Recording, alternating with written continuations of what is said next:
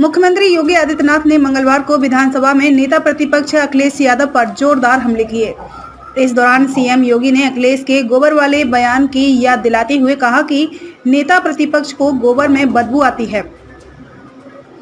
कैसी विडंबना है, गाय के गोबर को लक्ष्मी का स्वरूप माना होता तो ऐसा नहीं कहते।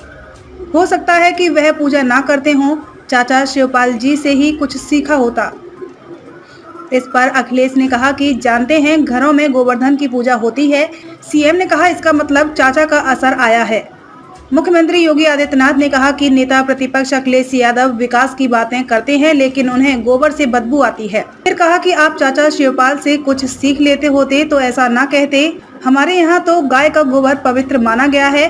कई बार घरों में जब पूजा होती है तो वहाँ भगवान की मूर्ति नहीं होती, सिर्फ गोबर की पूजा की जाती है। गाय के गोबर को लक्ष्मी का प्रतीक माना गया है। मुख्यमंत्री योगी आदित्यनाथ ने कहा कि अब तो गोबर से अगरबत्ती भी बन रही है। अगर आप पूजा करते तो जरूर जानते। इस पर अखिलेश बोले कि हम भी गोवर्धन पूजा करते हैं। योगी ने मुस्कुराकर कहा कि यह भी चाचा के संपर्क में आने का परिणाम है।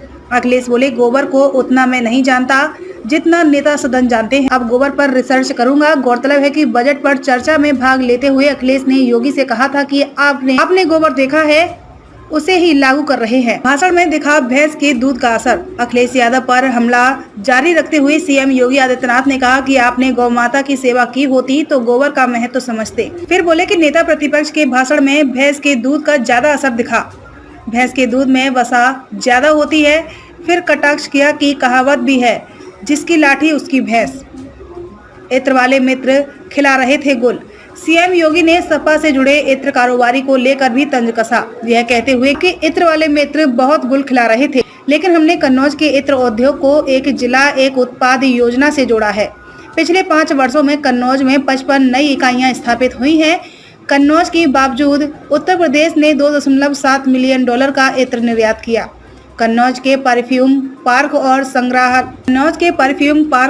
संग्रहालय के लिए 100 करोड़ रुपए का बजट प्राविधान ऋण के रूप में किया है। यूसुफी लस्सी एंड रेस्टोरेंट, शहर की मशहूर मारूफ यूसुफी लस्सी आपके दिलों को ठंडक और गर्मी में सुकून और राहत के लिए आज ही तशरीफ लाए। साल के 12 महीने दस्तयाब। Yusufi lassi and restaurant, new Mallepally, Noble Talkies cross road, Hyderabad.